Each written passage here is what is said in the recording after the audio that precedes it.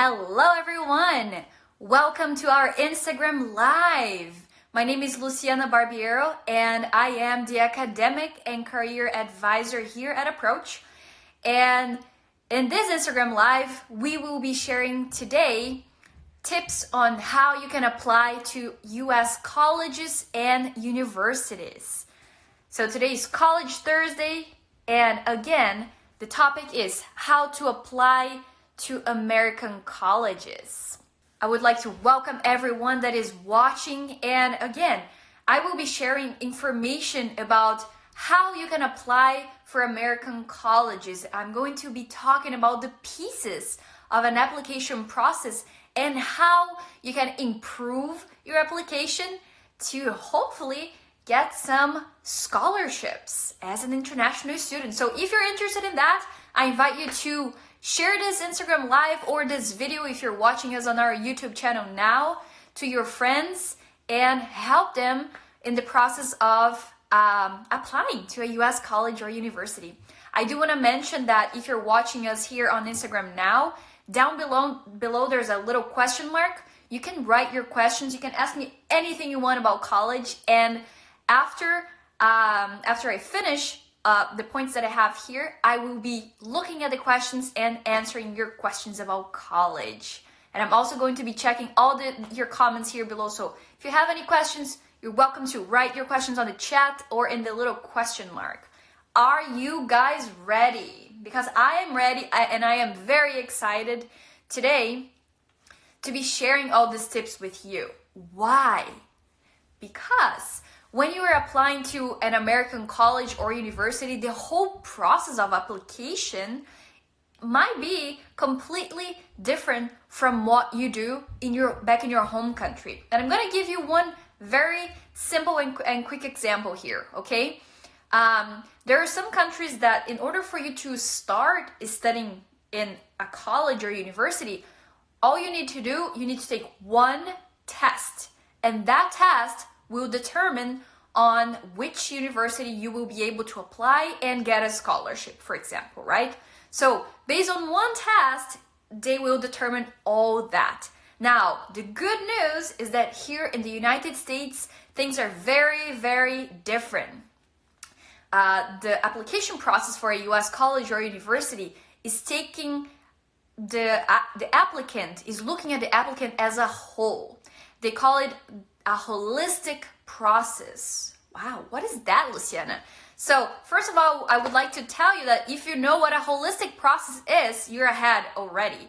Because it's important for you to know that here in the US, yes, your grades will be important in determining whether or not you will be accepted to the college or university you dream, or if you will get a scholarship, for example. Yes, so grades are important, but grades are not everything that they will be looking.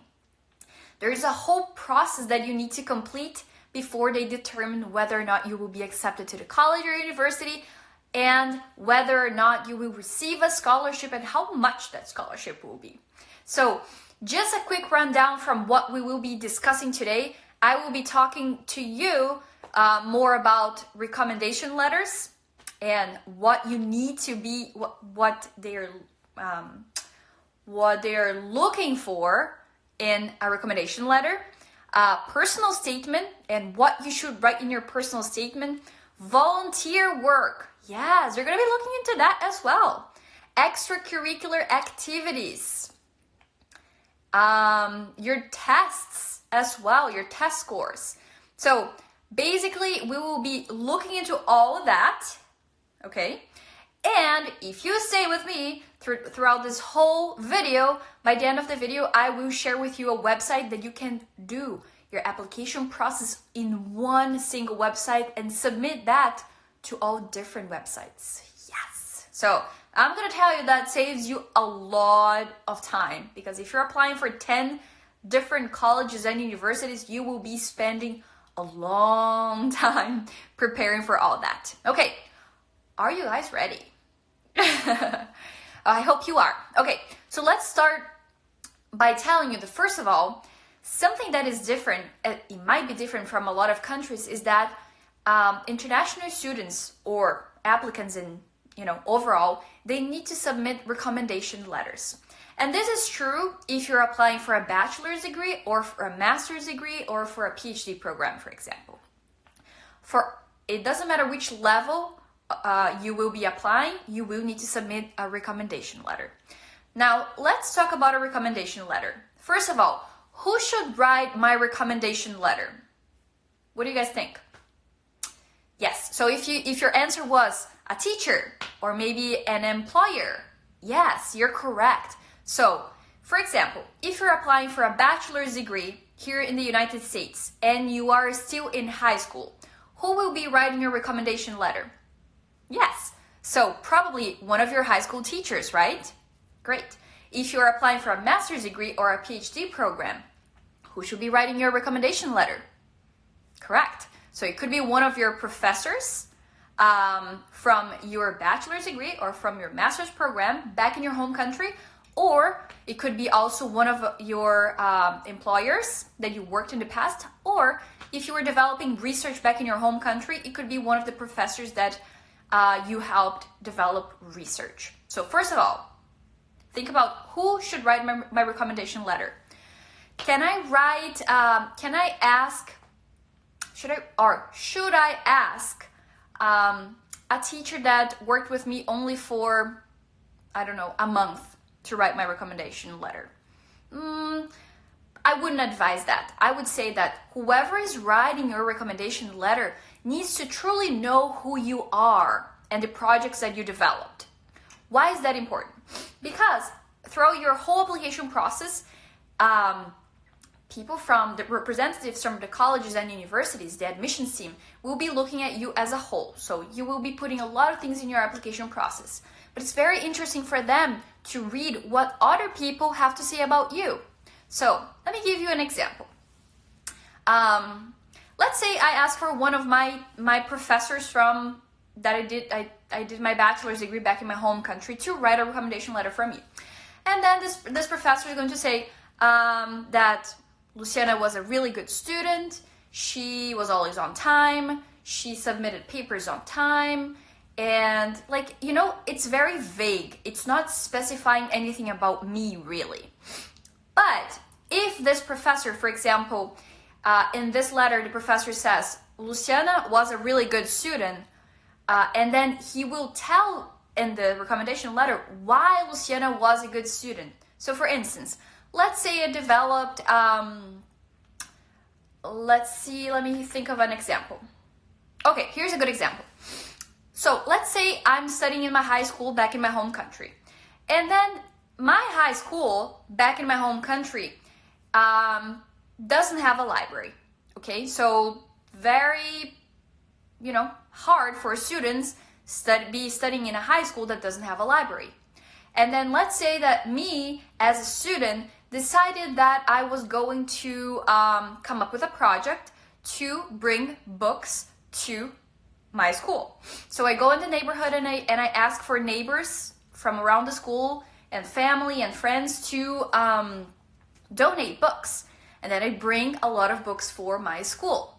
Now, what is that? That is showing a lot of initiative, right?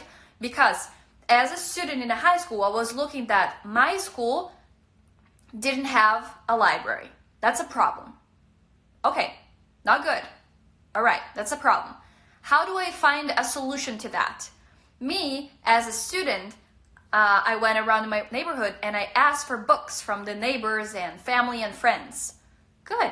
So I found a solution, and even though my high school from back in my home country was not great, me as a student, I had the initiative to develop a project that helped the whole community, the whole school community.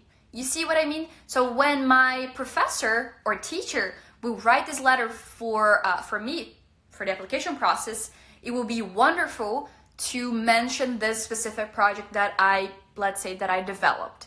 Okay? So you see what I'm saying? In the recommendation letter, it's very important that the person who's writing for you is writing very specific information about you. Maybe you developed a project that was really good. Maybe you wrote a paper that was fantastic. So what is something very particular about you that the person can write in the recommendation letter?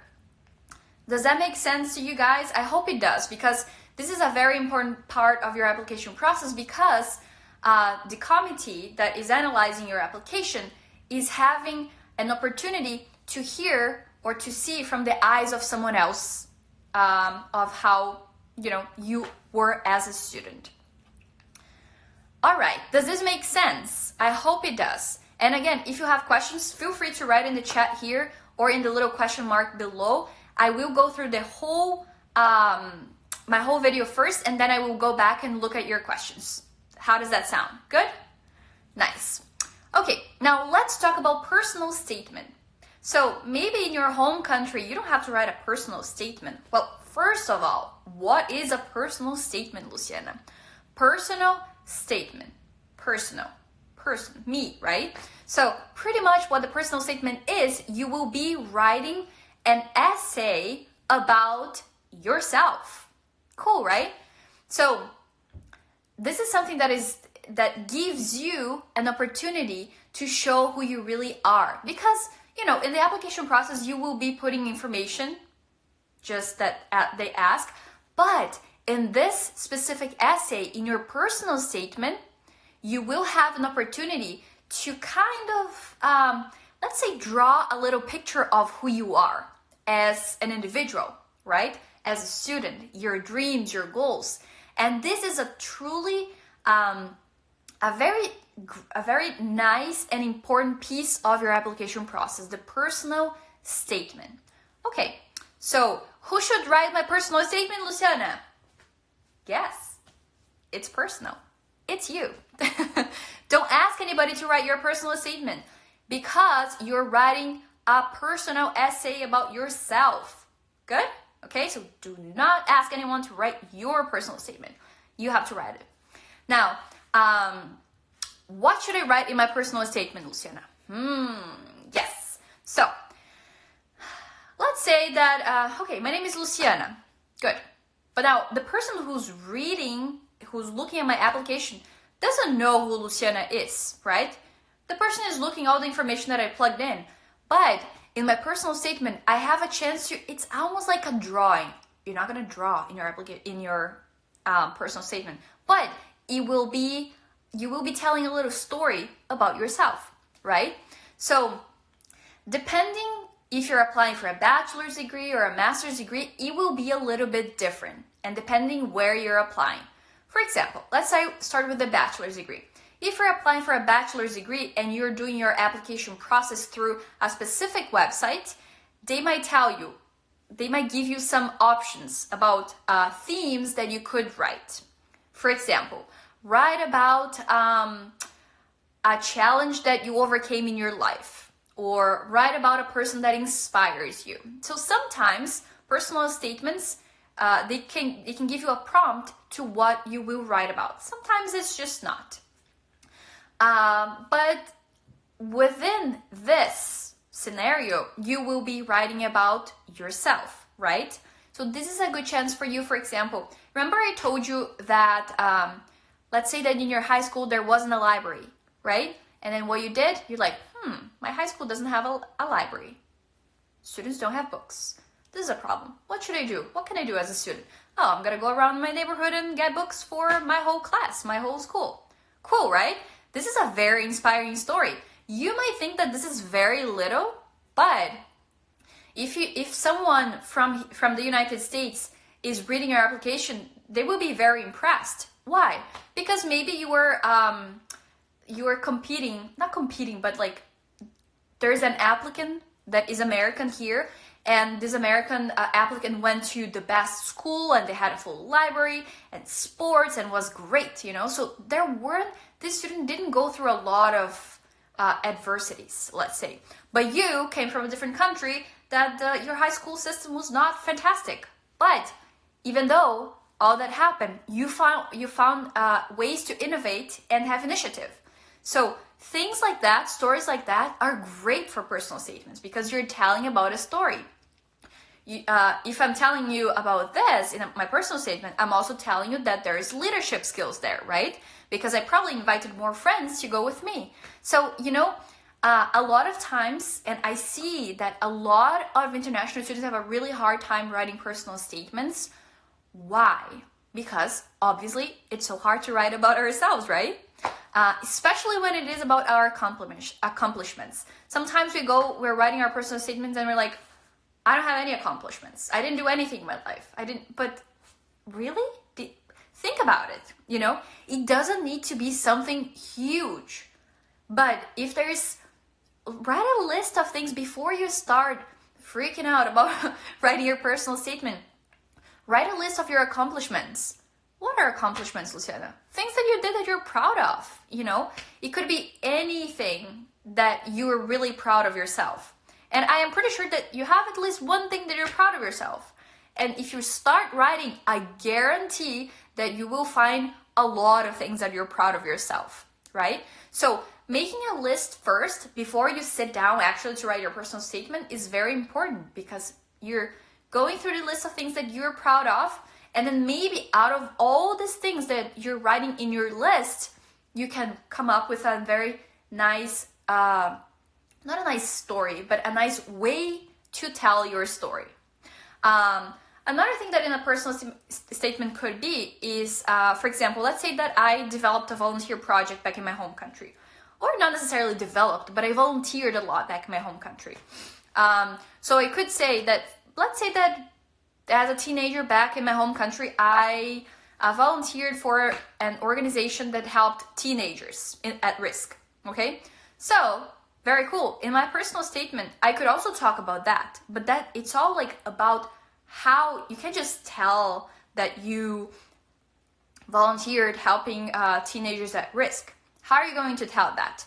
How did that experience impacted your life and your choices of going to an American college or university? So let's say if you're talking about you volunteered for an organization back in your home country that helped teenagers at risk.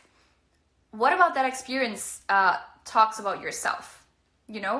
How did that experience impact you and the people around you? And did that experience in particular made you think about coming to the US? Maybe because you would have more opportunities for then, I don't know, maybe inspire other teenagers back in your home country to seek for education, to change their lives. I don't know, So it's important that you plan this ahead, and don't apply last minute to things. This will be a process, and a lot of times, for some students that I talk to, sometimes it's even painful because maybe you're writing about a challenge that you overcame in your life, and sometimes it's hard to talk about that for you. But all of this gives you an opportunity to access inspiring stories in your life that made you who you are today. Does that make sense? So that's what the personal statement is. It's kind of like, think about as an open letter to yourself about your accomplishments and things that you went through. Does that make sense? I hope it does, because the personal statement is very, very, it's fun to write, and it's challenging at the same time because we're not used to talking about ourselves, right? So it's a process, and it's important for you to know that it's important for you to take time to write your personal statement. It will be a process. And besides that, besides what you're going to write, it's important for you to have someone to proofread your personal statement, right? Maybe if you're in a different country, if you have an English language teacher that could take a look at your essay and fix your your personal statement, that would be great. If you're here in the US at Approach, you can talk to one of your teachers to help them take a look and improve that. But if you don't, do your best. Google is your best friend. So definitely use the resources that the internet has today.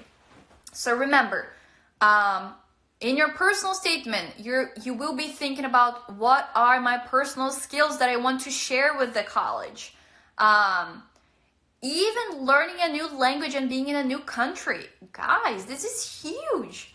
Think about you when you were back in your home country, if you're a student at Approach. Back in your home country, I don't know if you thought that, but I did. I'm thinking back in my home country, I'm saying, oh, I'm gonna go to the United States and I'm going to learn English so fast. Like, in my mind, I'm thinking that I'm gonna go to the United States and learn English in 3 months. Guess what? That doesn't happen, right? Because it's a whole process. When you're moving to a new country, you're not only learning a language, you're learning about not only one culture, the American culture, but you're learning about several other cultures as well. Because you are, especially Boston, it's a very international city, right? So that itself is a challenge. And you can even write about that. So just some ideas for you to think about, moments in your life that you're proud of, that you can show in a story to them. And obviously, a lot of times these personal statements can lead you to get a scholarship as well, because they're having a much better idea of who you are. Okay? So, good. Any questions about personal statement? If you have questions about personal statements and you're in this Instagram live, you can write in the comments. And if you're watching this video on YouTube, you're welcome to write your questions down below in the comments, and I will do my best to answer them. So again, we spoke about letters of recommendation and personal statements. So these are all letters, written letters, right? Now, when you're filling out your application, either if it's for a master's, a bachelor's, or a PhD program, you can, there's also a section that you can talk about your volunteer work. So remember I was talking about volunteer work before? So this is also a great opportunity for you to talk about your volunteer work. But Luciana, I haven't done any volunteer work in the United States. That's fine. Did you do any volunteer work back in your home country? Fantastic. Great, right? But Luciana, I haven't done any volunteer work in the United States. I haven't done any volunteer work back in my home country. What do I do? There's always time, right? So that's why I tell you to start the process of, the application process as early as possible, because that will give you time. And for instance, there are colleges and universities that will look at your application process, and sometimes by seeing that you have volunteered, they will look at you with different eyes. Why? Think about this. If you are reading an application process and you see that one of the students that you will accept has done a lot of volunteer work, what does that tell you about that student? Probably that person really cares about helping others, right? Nice. Why is that important? Think about the type of student that you will have in the college setting. What kind of conversations this student will be having among other students in the cafeteria. What kind of projects will this student be developing? And guys, I'm telling you that this is very, very important. And I'm not just telling you out of my head, but I think about 2 years ago, I was in a conference at Harvard about admissions in college, and they said exactly this. So they are looking to see what kind of student are we admitting to our institution, and what kind of value will this student be adding to our institution. So again, volunteer work is always really welcome. And it's not only good for yourself because it's going to look good in your resume, but this is going to be great for you because, yeah, you're caring about, your neighbor. You're caring about others, and you're thinking about creating change, right? So start thinking about that. And even if you're here in the United States, there are tons of volunteer work. And I know that obviously now we're all locked inside of our houses, but you can do volunteer work online. Actually, I think a few weeks ago, I'm not sure if Fernanda is here or not, but a few weeks ago, one of our students, she was saying that she was teaching Portuguese and English on Skype for her friends in Brazil and here. How cool is that, right? So find ways to occupy your mind and your time in a very productive way that you're helping others. And that's going to be good for you, for the person, for your resume, for the whole world. So really think about that. Okay, so we talked about recommendation letters, personal statements, volunteer work, and I also want to talk about extracurricular activities. Luciana, what are extracurricular activities? What is that? So extracurricular activities is pretty much everything you do outside of school, okay? So outside of school, what are some examples, Luciana? Okay, I play the piano, I do dance classes, I play volleyball, I play soccer outside of my time at school, anything that you do outside. But Luciana, why is that important? Very interesting question. So here in the US, there are several American colleges and universities, and a lot of them, I don't want to say all of them, but most of them, they offer clubs. What are clubs? Is it dance party? No. So clubs are student clubs, student-led clubs. So some of the clubs are kind of the Latino club, the dance club, the acting club, the Christian club. There's so many clubs. And if you're a student at Approach, you know that we have student clubs as well, right? So that's an idea of what American colleges and universities offer. That is more common at a bachelor's level than a master's level, but it's important for you to know. So why is it important to have extracurricular activities? Because you can put that in your application process, and probably if I'm looking at your application and I see, oh, this student played volleyball. Interesting. Is this student a professional volleyball player at a high school or college level back in your home countries? Maybe there's even a scholarship for you for sports for you, you know? So the more you share about you and your accomplishments and things that you did, the better it is for you, because the more chances you might have to get a scholarship, right?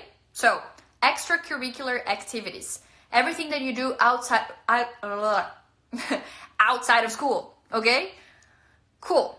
What else do I want to say? Okay, now that I said everything, obviously, when you're applying to an American college or university, you will need to prove that your English is good, right? How do I do that? Several ways. So if you are watching this video from a different country, I want to tell you that there are two tests that are most common, and they're the TOEFL and the IELTS. And now colleges and universities are opening up to more tests, Duolingo, PTE. There are several tests that are that you can take to prove that your English is good to transfer to them. Now, every college and university has a different score. So they will require a different score on TOEFL or IELTS. And this is important. Why? Can you imagine if your English is not, you can speak English, and then you come to the American college and university, and you have to write a 2-page paper about something. Okay, oh, but Luciana, I can just put it on Google Translate, and that'll be fine. Okay, but what if your professor asks you to present something? And that's a problem, right? So, colleges and universities don't want to set you up for failure. They want to see that you know the language so you can survive and thrive in that academic setting. Does that make sense? I hope it does. And if you are a student at Approach, or if you're thinking about becoming a student at Approach, I have good news for you. Approach has several different partnerships with colleges and universities in the New England area. So Massachusetts, Rhode Island, New Hampshire. And why is that good for me, Luciana? Why do you think? Because after you complete our ESL program and you score a specific level on our test, you can transfer to any of our partner colleges or universities without the TOEFL requirement or IELTS or anything else. How cool, right? Because think about it. If you're going to take the TOEFL, you're going to have to, spend, I would say, 3 to 6 months studying to get a really good score, right? That's just true. And that's going to cost you probably about, I think, $200 for you to take the test. But if you're our student, the good news is that you don't need to take that test. So that's pretty cool, right? Remember that we have several different universities that we have partnership with that you can transfer without the TOEFL requirement. And I think those were most of the things that I wanted to share with you. So remember, recommendation letter, personal statement, volunteer work, extracurricular activities, tests, right? Okay, now I see if I still have some people here with me in this video. If you're watching up until now, I'm gonna share a website that is really good for you if you're applying for a bachelor's degree, for example, that is called College Board. Okay, College Board is a really good website that you can find different colleges and universities. College Board. And there's another one if you're applying for a master's degree that is called Peterson's. So you can put, for example, I want to study marketing, and then you select the state that you want to study. And then you go there, you select, and it will give you a list of colleges and universities that offer that specific program for you. Don't worry, I know if you didn't have time to write this down, don't you worry. If you're here still watching this video, I'm going to put, this video is going to be uploaded to our YouTube channel, and I'm going to put in the description box these two websites, College Board and Peterson's. And the third one, I will tell you, if you're applying for a bachelor's degree, there is another website that is called the Common App. That it's the website that I told you right in the beginning of this Instagram live that you can you can do one application, and then you can submit that application for several different colleges and universities, and hopefully you will get more chances. Haha. How does that sound? Good? I hope this was helpful to you guys. I know that it's a very different system applying from a different country. If you're coming from a different country and you're applying for a US college or university here, the system can be completely different from your home country, right? So I hope this was helpful to you so you can have a better idea of what it will look like for you to apply to a US college or university. Patricia, she said, does a recommendation letter need to be written in English? Can we just translate here? That's a great question, Patricia. So let's say that the professor or the teacher that is writing my recommendation letter back in my home country can speak or write in English, right? So maybe he or she wrote the letter in Spanish or Portuguese or, I don't know, Chinese, right? That's okay. But what you will need to do is that you will need to submit that recommendation letter to a company here in the United States that does translations. One company that we usually recommend is called REV. So you could have this letter in Portuguese, Spanish, Chinese, whatever the language it is, but then you will need to have a company translate that letter for you, because if you just submit in your own language, the person reading your application here in the United States will not understand. That is a great question, Patricia. Thanks for sharing that. Ask, could you share an app or website for essay? So again, the three websites that I mentioned to you will be on our description box on YouTube, okay? So you can take a look at that. I might be able, maybe your question was a little bit different. If you're looking to have, for example, if you're not sure how to write your personal statement, maybe that was your question, you can type on Google, personal statement examples, right? Make Google your best friend. So you can read and get inspired, because there are several different examples that are out there. Even if you go to Harvard University website and you write, not the website, but if you write on Google, personal statement Harvard University, you will see several different examples for you to get inspired and to think a little bit more about the structure. I hope that answers your question. All right, everyone. I do want to say thank you so much for staying here with me today. I really hope to see you next Thursday as well. And I do want to say that if you dream about attending a US college or university, start today. Don't leave things for last minute. There is a world of possibilities out there. And as I said, American colleges and universities look at each applicant in a holistic way. So they will be looking at everything that you have done in your life, right? So maybe by the more you share about your accomplishments and things that you're proud of and that you did, the more chances you have of hopefully getting a scholarship and maybe not even paying for your school, right? Because they will fall in love with you and they will offer you an amazing scholarship and you will be able to achieve your dream, right?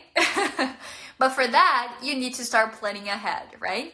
So again, guys, thank you so much for watching this video, for staying with us today. If you have any questions, comments, concerns, feel free to send me an email if you are an Approach student. And if you're not yet, I hope to see you in Boston at Approach soon. Thank you so much, guys, and have a great rest of your week. Bye.